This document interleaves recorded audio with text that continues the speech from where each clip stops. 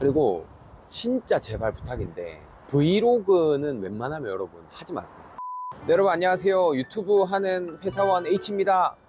채널명이 너무 어려워서 좀 바꿔야겠는데. 네, 여러분 안녕하세요. 세 번째 영상으로 이렇게 인사를 드리게 됐습니다. 제가 7년 동안 회사를 다니면서 4년 동안 유튜브를 운영해오면서 제가 했던 생각들이나 팁들을 담는 영상을 찍고 있는 사람이고요. 두 번째 영상이 제가 정말 생각지도 못하게 많은 분들이 관심 가져주시고 무려 22분의 구독자가 제 채널을 구독해주고 계셔서 22분께 다시 한 번 더 감사를 드리고 늘 하시는 일 건승하시길. 세 번째 시간으로 초보자, 특히 회사원 분들께서 처음에 유튜브를 시작하실 때 할만한 컨텐츠들, 할만한 유튜브 컨텐츠들에 대해서 제가 4년 전으로 다시 돌아가면 어떤 컨텐츠를 할까 이런 생각들을 한번 해봤거든요. 초보자가 하면 좋을 만한 유튜브 컨텐츠에 대해서 말씀을 좀 드리도록 하겠습니다. 온전히 제 생각이고요. 이게 뭐 정답은 아닙니다. 하지만 여러분 제가 정말 4년 동안 240개의 영상을 올리면서 이 몸으로 체득한 경험들, 이 뭐 어디 가서 이거 돈 주고도 못했습니다. 한 가지 큰 대전제를 하나 말씀을 드리겠습니다. 특히나 회사원분들, 회사 퇴근하고 난 뒤에 컨텐츠를 찍고 편집을 하실 분들 또는 전업을 가지고 계신 분들은 제일 먼저 고려해야 되는 거, 제일 먼저 생각해야 되는 게 뭐냐면 꾸준히 할 수 있어야 됩니다. 꾸준히 찍고 꾸준히 편집을 할 수 있는 컨텐츠를 처음에 선택을 하셔야 됩니다. 여러분들이 최악의 상황을 항상 고려를 해보셔야 돼요. 예를 들어서 여러분이 회사원이라면 일주일 내내 야근을 한다, 혹은 업무 스트레스를 너무 많이 받는다, 그런 상황에서도 주말에 빠르게 찍어서 빠르게 올릴 수 있는 컨텐츠를 시작하시는 게 여러분들이 꾸준히 유튜브 채널을 운영할 수 있는 힘이 될 겁니다. 이건 정말 안 해보면 모릅니다. 그리고 처음에 이제 유튜브를 시작할 때의 마음가짐, 막 할 수 있을 것 같잖아요. 내가 막 일주일에 3-4편씩 찍어서 올려야지 1년 2년 할 수 있을 것 같잖아요. 권태기가 오거든요. 유튜브는 유태기 권태기가 무조건 옵니다. 유튜브를 시작하지 않으신 분들은 내가 지금 하면 막 10만 명, 20만 명 금방 될 것 같지만 제가 봤을 때는 한 98%는 그렇게 되지 않아요. 꾸준히 할 때 조금씩 구독자가 늘어나고 눈에 보이는 성과들이 나타날 거거든요. 꾸준히 할 수 있는 환경을 조성해야 된다.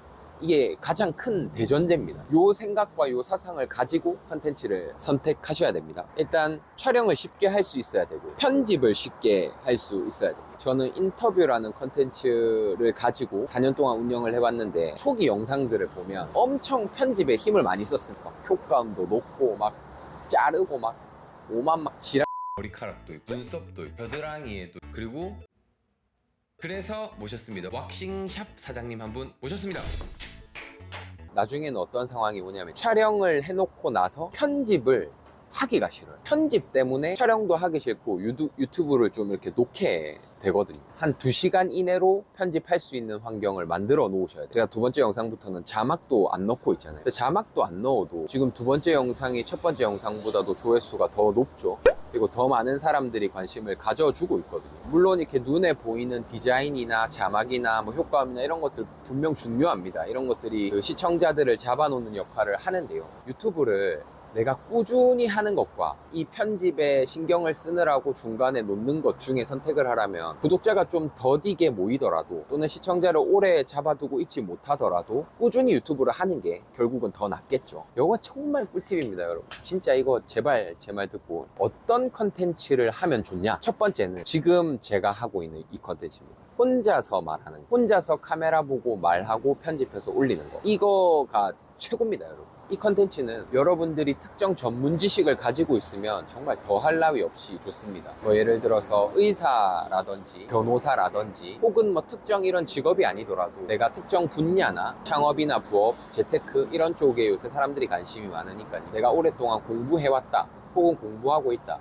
그러면 이거는 정말 개꿀 컨텐츠입니다. 이렇게 그냥 카메라 켜놓고 이렇게 여러분들의 지식을 나눠주시면 됩니다. 제가 앞서 말씀드렸던 대전제에 비춰보면 언제든지 촬영할 수 있죠. 잠깐 짬 내면 카메라 켜놓고 이렇게 촬영을 할 수 있고, 편집도 끊어서 간단한 음악, 간단한 자료 정도만 넣고 바로 업로드 할 수 있으니까 편집도 그렇게 오래 걸리지 않습니다. 혼자서 카메라를 보고 말하는 컨텐츠, 이건 정말 좋습니다. 그럼 나는 그런 전문 지식을 가진 직업도 없고 나에겐 전문 지식도 없다, 이렇게 말씀하시는 분들이 아마 계실 거예요. 그래서 나는 뭐 앉아서 할 얘기가 없다. 제가 이제 30대 중반인데 30 30대 정도 되시는 분들 또는 한 20대 중후반 정도 되시는 분들은 이렇게 얘기할 수 있는 컨텐츠가 분명히 있을 수밖에 없다고 생각해요. 그만큼의 인생을 살아오시면서 겪었던 경험들 또는 내가 공부했던 것들, 내가 만났던 사람들, 분명히 그런 컨텐츠가 있을 거거든요. 제가 요즘에 읽고 있는 이 자기계발 수업이라는 책인데요. 어떤 문구가 나오냐면, 본래 무엇을 좋아하고 무엇을 소중히 여기며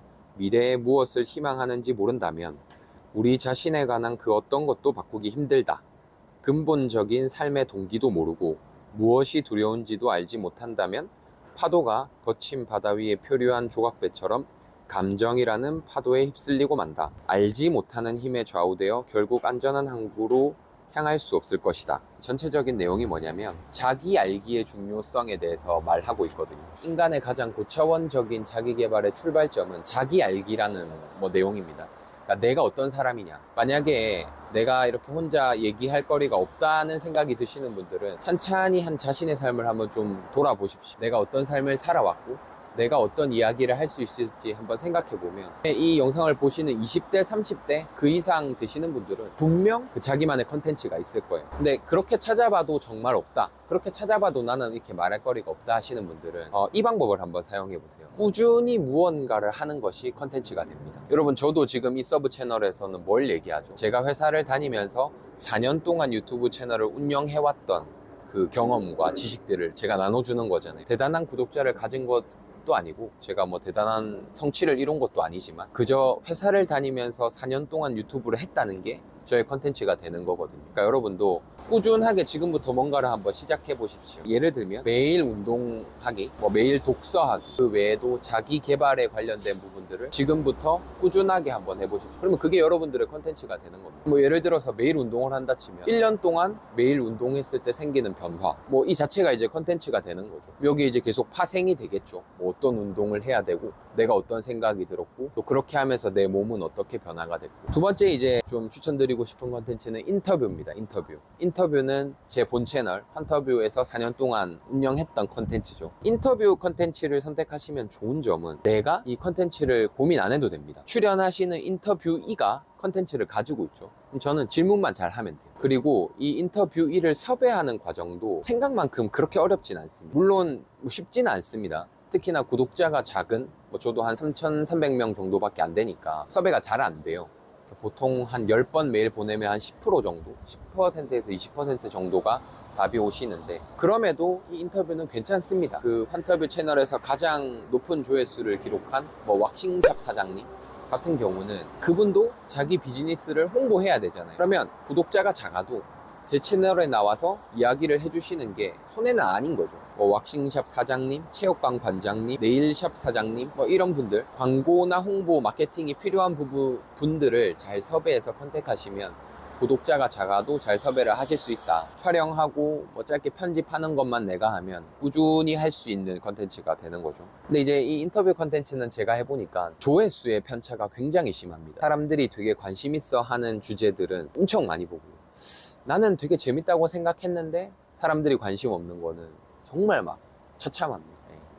조회수 편차가 너무 심하고 구독자를 모으기도 조금 힘듭니다. 그러니까 지금 이렇게 말하는 제 서브 채널 같은 경우는 구독을 눌러주시는 분들이 어떤 저의 이야기, 저의 경험이 궁금해서 눌러주시는 거잖아요. 근데 인터뷰는 특정 영상의 정보가 너무 좋아서 구독을 눌렀다가도 그 주제와 상관없는 주제들이 계속 올라오면 또 구독 취소를 하시는 분들도 많이 발생하고, 아무튼 그런 경향이 있습니다. 마지막으로 먹방. 저는 먹방 추천합니다. 먹방. 그러니까 먹는 걸 되게 좋아하시고 여러 가지 음식에 대해서 잘 먹는 분이라면 먹방이라는 컨텐츠는 초보자분들이 해도 구독자를 좀 빨리 모을 수 있고 조회수도 좀 잘 터지는 것 같아요. 그리고 먹방은 또 편집이 필요 없잖아요. 자막을 달거나 이런 게 필요 없고 그냥 영상만 끊어서 올리면 되니까. 그리고 진짜 제발 부탁인데 브이로그는 웬만하면 여러분 하지 마세요. 대다수 처음 유튜브를 시작하시는 분들이 선택하는 컨텐츠가 브이로그잖아요. 근데 저는 정말 브이로그를 비추합니다. 내가 연예인이거나 내가 엄청 잘생겼거나 내가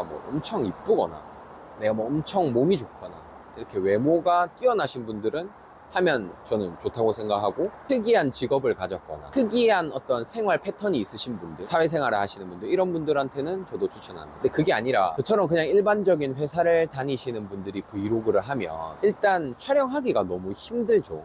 평일에는 회사 뭐 왔다 갔다 하는 거밖에 없는데, 그럼 주말마다 촬영하기 위해서 어디 나가야 되고 카메라를 들고 또 막 엄청 찍어야 되잖아요.